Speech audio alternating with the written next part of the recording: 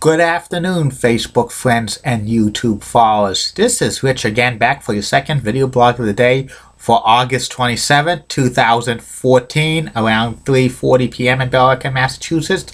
It reached 90 degrees today, only the fifth time this summer that we reached the 90-degree mark.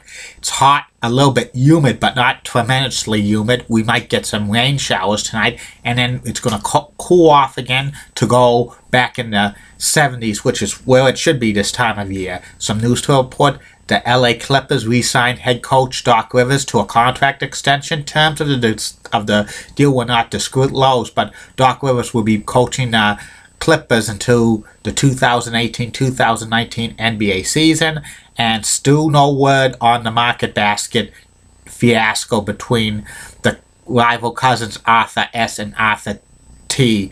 And there's been more rumors and scare tactics. There was a rumor today, a contingency plan, that if there's no deal signed for RDT to regain market basket, the shareholders and board of directors are rumored to be shutting down 61 out of the 71 stores. This is all rumors. None of it's true, and I think all of this is scare tactics just to get a deal done. They need to get this deal done sooner or later, because it's getting to a point where it's getting so ridiculous, and the damage could be beyond repair even if Arthur T buys it. This fiasco could be severely damaging to market basket. It might take a long time for it to recover, but it will recover. But they need this deal signed by this weekend at the latest. And that's it for the news. My next subject is about a heel turn that happened in October of 1994 in WCW. It was when Brutus the Barber Beefcake turned on his best friend to the end, Hulk Hogan. Brutus Beefcake was one of the most popular wrestlers in the WWE back in the 80s and early 90s. He started off as a heel managed by luscious Johnny Valiant, and he made his debut around the fall of 1984 in the WWE. Then the fall of 1985, he teamed up with Greg the Hammer Valentine, and they were under the tutelage of luscious Johnny V, and they became WWE Tag Team Champions under the name of the Dream Team, and they were Tag Team Champions for about 8 months, and they lost the titles to the British Bulldogs, the Dynamite Kid and Davey Boy Smith at WrestleMania 2, and then the Dream Teams continued to wrestle for another year, but then Beefcake turned face, and then he became the Barber, and for the next four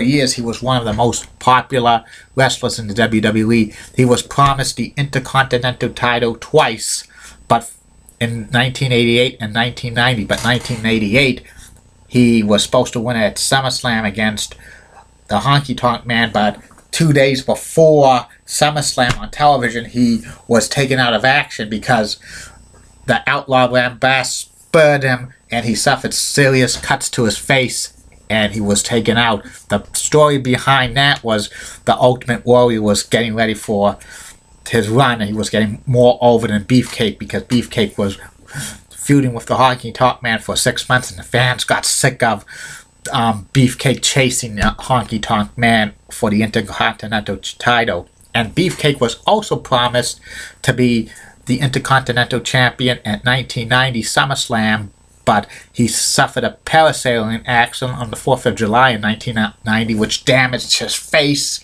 and basically that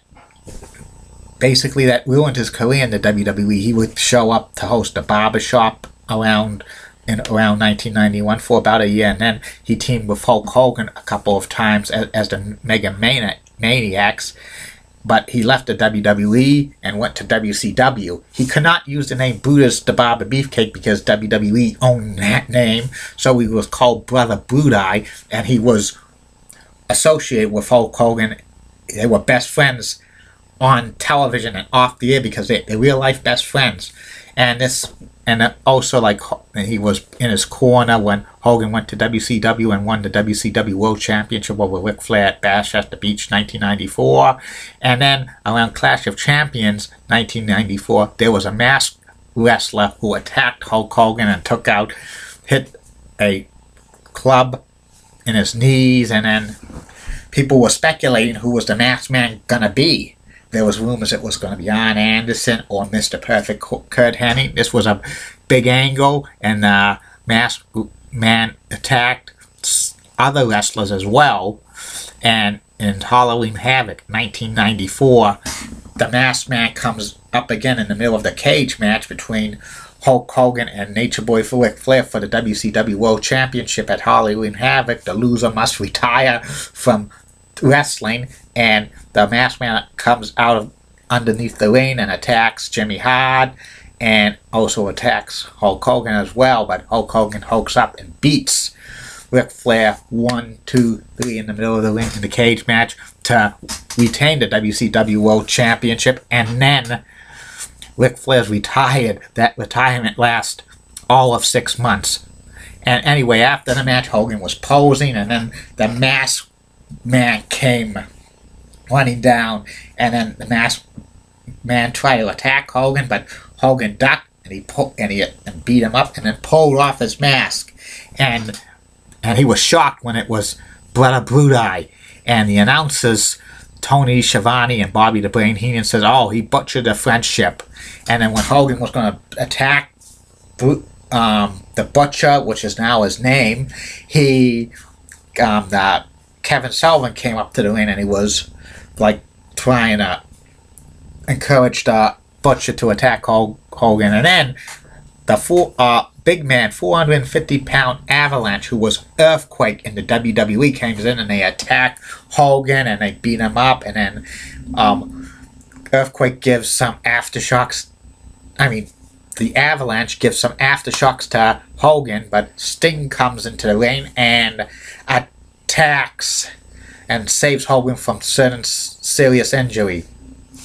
And then the Butcher and Kevin Sullivan and Avalanche form an alliance called the Three Faces of Fear, and then they have a main event match at the Clash of Champions in November of 1994 against Hulk Hogan, Sting, and Dave Sullivan, the storyline brother of Kevin Sullivan. They're not related at all, and this six-man tag was probably okay, but like Dave Sullivan got cut a little bit, and then Hogan's team won.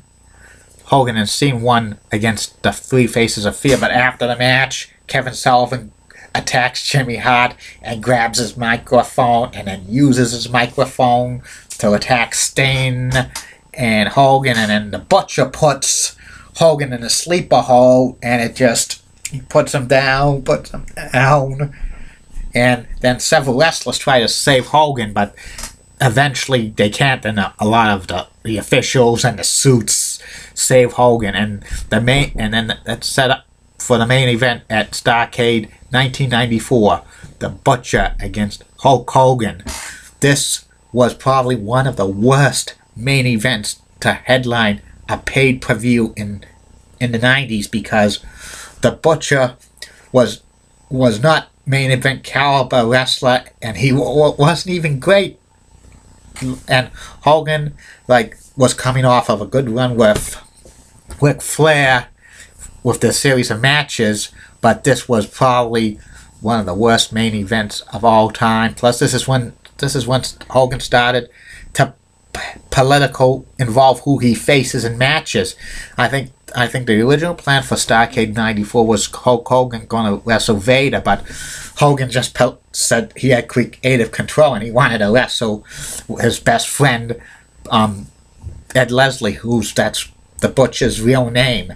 But the Butcher was not a main event wrestler. He wasn't even a mid-card heel. He was somebody who wasn't actively wrestling for 4 years on a consistent basis. And that main event at Starrcade 94 was awful, and Hogan beats the Butcher easily. And then the Hogan and the Faces of Fear, Kevin Sullivan and Avalanche were about to attack Hogan, but then Macho Man Randy Savage, who made his WCW debut a few weeks earlier, was going to decide if he was going to join the Faces of Fear or side with Hulk Hogan. He sided with Hulk Hogan, which was a very big mistake, because I was hoping that Macho Man would attack Hogan and he would join Kevin Sullivan and Avalanche and the Butcher, and they could be the four Faces of Fear. But that should have happened. But I think this was politically Hogan wanting his friends to be on his side, Macho Man Randy Savage. And you know, the whole thing with the the Butcher heel turn was absolutely atrocious.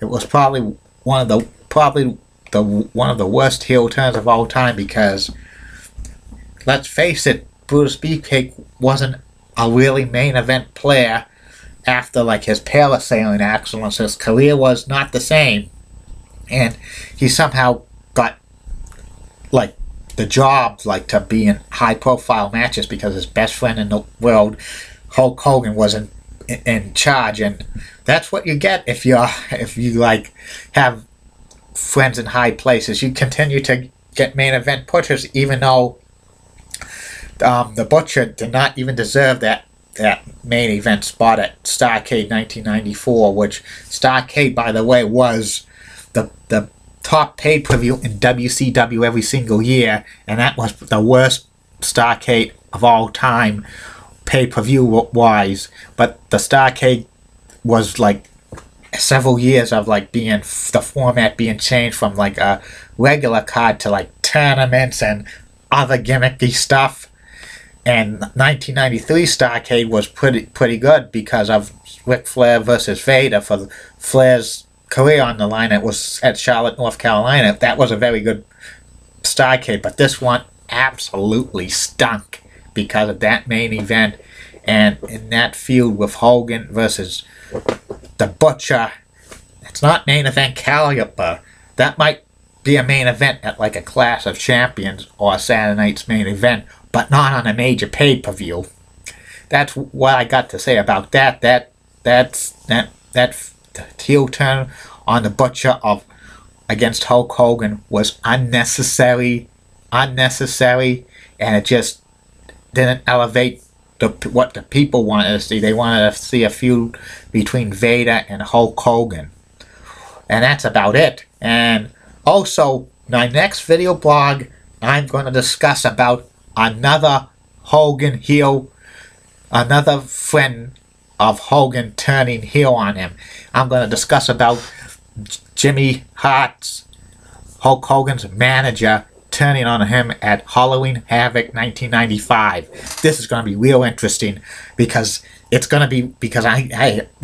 things are interesting. And we'll be back later, Facebook friends and YouTube followers. Goodbye, everybody. And this is a special one. There'll be a fourth blog after this, the one I'm going to talk about Jimmy Hart turning on Hogan, okay? See you in about a couple of hours, Facebook friends and YouTube followers. Bye now.